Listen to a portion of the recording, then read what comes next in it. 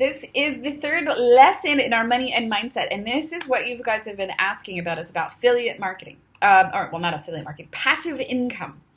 There are a lot of types of passive income, and I had intended to teach this a little later when I got through the business principles, but you guys are chomping at the bit, and I love it.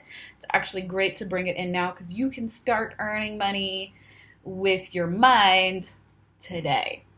And that's the name of the game when it comes to passive income. So chances are, if you're in this course, it's because you want more freedom in your life. And I'm going to share, my mind-blowing thing that I got out of the Millionaire Mind Intensive is that you do not have to be, super rich or super wealthy or even a millionaire to be financially free.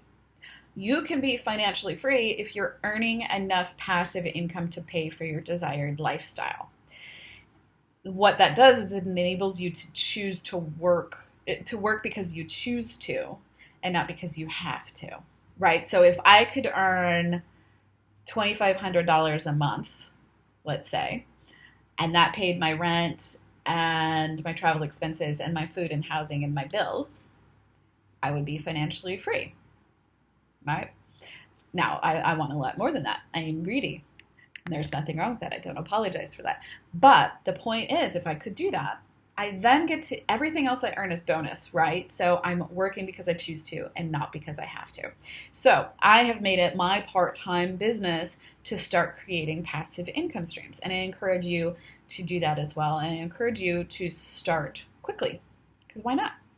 Right? So super high level stuff here. This is not my expertise. This is just enough to whet your appetite, and you can start looking for resources. As I said, I'll create a resources page with what I know, and then you guys can do some research, and you can maybe bring it back to the course and put it in the Facebook group, and we can add it into the training in the future.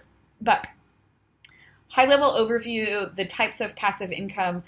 One that's not really mentioned in the lesson plan is investment income. So investment is more traditional, and it's a longer term thing, but it's very passive. If you do have some cash available, make sure that you're investing it wisely.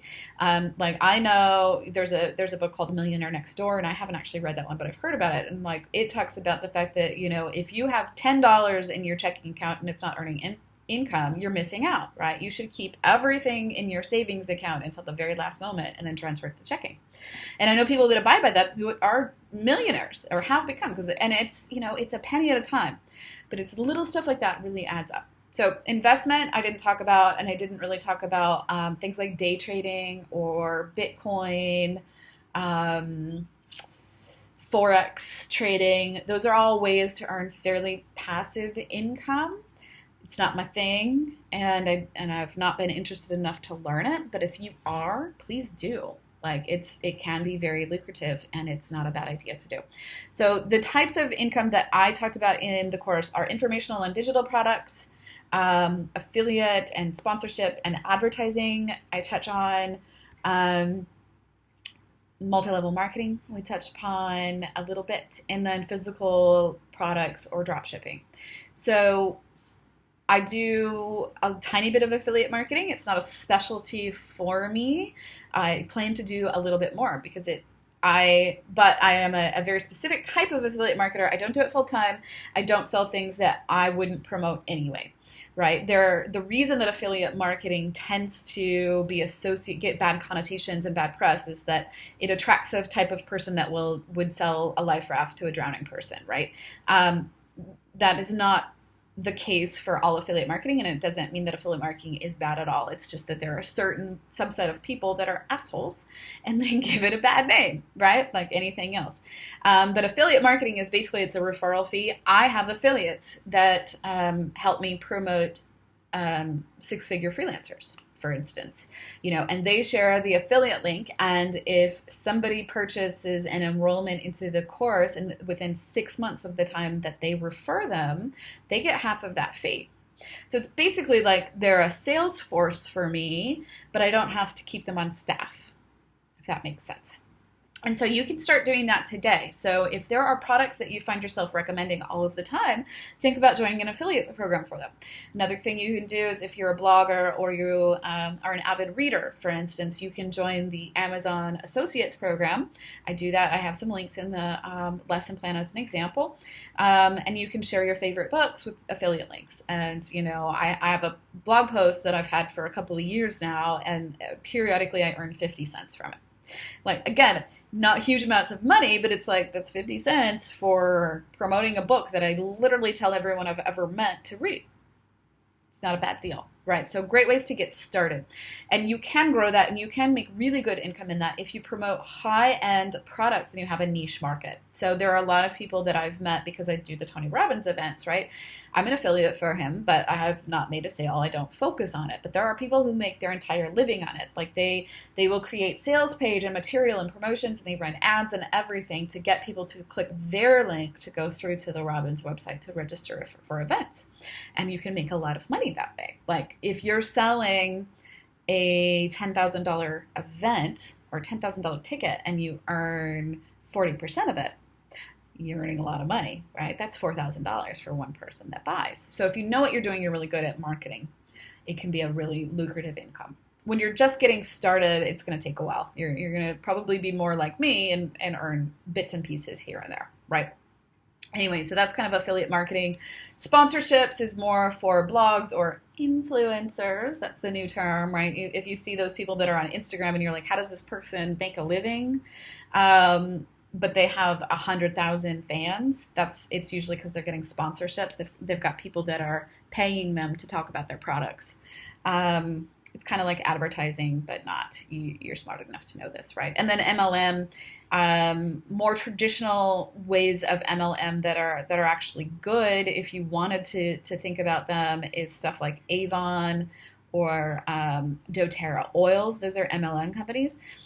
MLM gets a bad word, again, because of scammers, not because of the actual process. The actual process, it's a little strange how it works. Like you sell a product and then you recruit somebody to also sell the product and you get a cut of what they sell. So it's just, all it is a tiered commission plan, right? If they were in-house, if you worked for a tech company, for instance, you would have a sales manager, and that sales manager might get a commission based on the person that sells below them, right? It's the same thing. It's just that you don't technically work for the company. It's kind of a weird thing, but it's not bad. So MLM is great. If you use products like Avon or Mary Kay or Rodan and Fields, they can be great side businesses for you.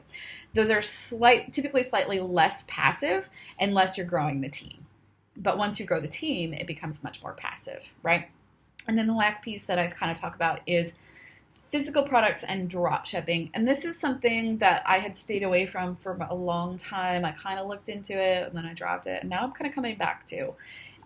Particularly because it's become easier and easier to get a good product onto Amazon.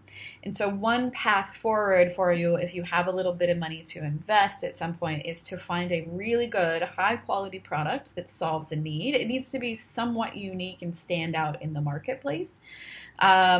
But even if it's not, the number one search result for your term, you can still make good money on Amazon. So anyway, you can find a unique product and invest in a very small quantity. You send it to a drop shipper company, which is basically just a company that has storage facilities, and then they fulfill your orders. So you can do that on your side, or you can do it directly with Amazon now. So you can actually buy, for instance, with Alibaba is this marketplace where you can buy things wholesale. You could buy, say, 100 units of X and then have it shipped directly to Amazon Fulfillment Center in the States, and then Amazon does everything else, right? So it's pretty hands-off. You have that initial thing. There are, of course, a lot of things you need to think about, variables in terms of shipping and tax and import fees and all of that stuff. But I'm looking to probably start doing that later this year and just testing the waters and see how that goes. I will keep you posted when I get there. And if you read the 4-Hour Workweek or you've heard of the 4-Hour Workweek, that's really how Tim Ferriss made his 4-Hour Workweek, was through dropshipping. He went out and sought really high quality vitamins and health supplements that were not common on the market. And then he bought a bunch, gave them to a dropshipping company, created a website, and marketed that website. And made a lot of money. and it funded his travel, and he founded basically the digital nomad movement. I don't call it a movement. Other people do. So anyway, that is your passive income overview. I've got some ideas, some links, some examples in the page, and I encourage you to do the homework and brainstorm some ideas of how you could get started with this right away, and just do it.